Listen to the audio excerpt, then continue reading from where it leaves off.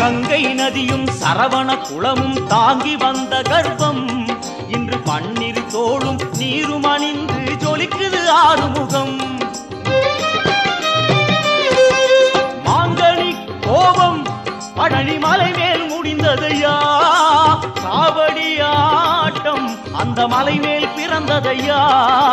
வேல் வேல் முருகா பாவா முருகா, வேல் வேல் என்றால் வேலும் மயிலும் துணையாய் தோன்றிடுமே. பாவா முருகா என்றால் தெய்வம் ஓடோடி வந்திடுமே, குலம் வாழ செய்திடுமே.